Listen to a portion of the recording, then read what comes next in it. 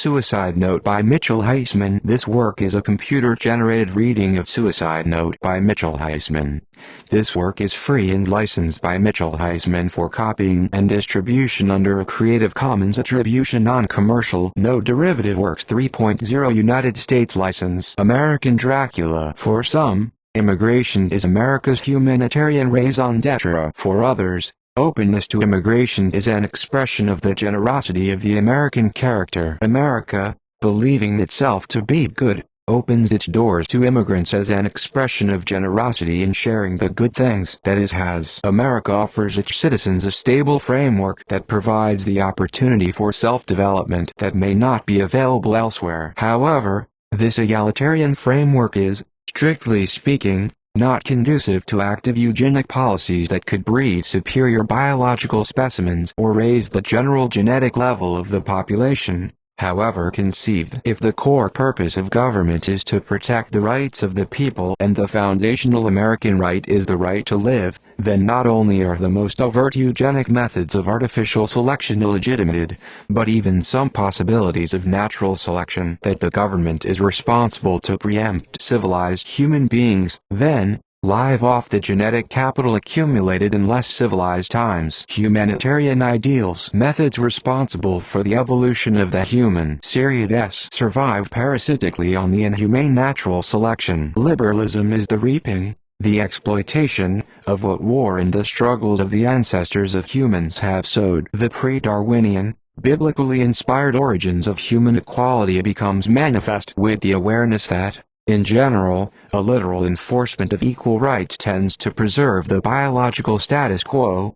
God's creation of the human is preserved nearly as He created it, neither added to nor taken away from. So although America is not responsible for the natural selection mechanisms by which this biological capital was brought into being, and is paralyzed in its potential to breed its genetic capital through eugenic methods, constraints in one domain opens up freedom in another. America overcomes the biological restraints of equality and its evolutionary implications of a biological status quo by exploiting that very idea of equality. Since individual freedom is implicitly a freedom from biological, kin-selective principles, America can attract genetic capital by importing it. Since the moral constraints of rights deny the possibility of breeding a net gain of genetic content within the state, parasitism upon other states emerges as an alternate solution. A parasitic relationship is one in which one of the participators, the parasite, either harms its host or in some way lives at the expense of the host. The immigration relationship between the United States and other nations is very often parasitic, because the U.S. gains from another country's loss or potential loss. It is not just individuals,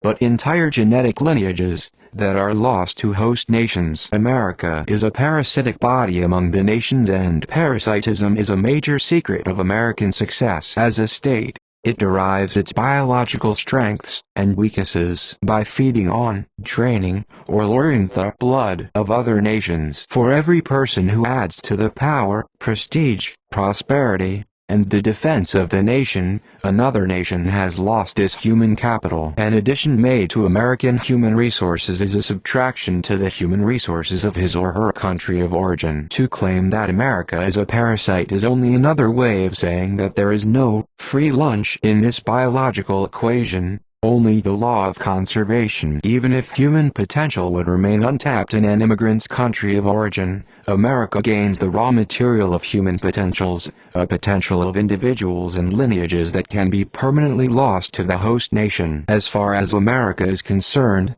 people do grow on trees, and are shipped like raw goods to be pumped into the American economy. America lures biological capital and drains the natural human resources of other nations without compensation to other nations. That there is no compensation for this loss is a principle upon which American power is built on. After all, if the human beings that immigrate to America are not the foundation of a nation or state, then what is that for the individual? The relationship is one of mutualism is the basis for the relationship of parasitism on the level of the nations. This, after all, is what makes America attractive in the first place, the lure of the possibility of individual gain free from only the most minimal constraints. The land of opportunity, the American dream, life, liberty, and the pursuit of happiness.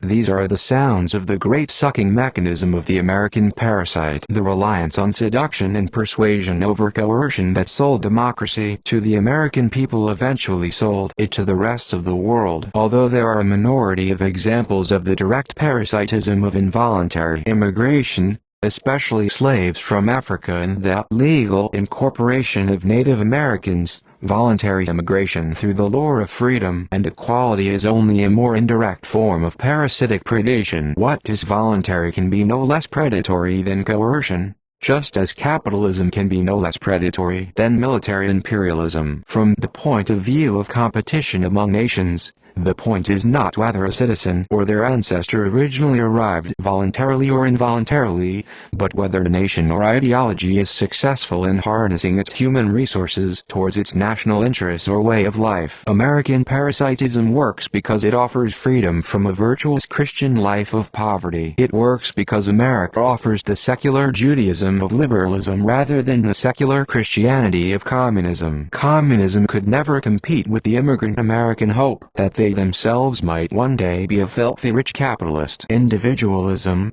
conservative America's anathema for socialism, helps to guard against paying a social price for what America doesn't want or has no use for. Liberty, therefore, means the state is minimally responsible for the economically unsuccessful immigrants. Americanism turns the world into a free market of humanity. Other countries must compete for its population base to realize itself as the parasite par excellence. America must beat other nations for the national possession of their most valuable or desirable specimens. This can be deeply subversive to a more traditional nation. America attracts its genetic capital primarily on the principle of individual egoism over national egoism. If other nations offer a supply of oppression and duty, America meets the demand for freedom from this. America sells itself through the transgression of normative kin-selective principles, accumulating its biologically valuable material on this basis. American freedom, therefore, can put a potential immigrant in conflict with duty to kin and country. The lure of rights over duties subverts the call of duty, to the gain of the American parasite. There is power in morality, a strategy of mass appeal. The parasitism of America is a mutated descendant of the parasitic strategy of Christianity, whose memes largely survive through competition with a believer's genes. Emergent out of opposition to the Norman-based British Empire, the Anglo-Jewish subversiveness of America to other nations is partially a descendant of Christianity's original subversiveness to the pagan Roman Empire. In general, there is nothing malevolent in the intent of American parasitism.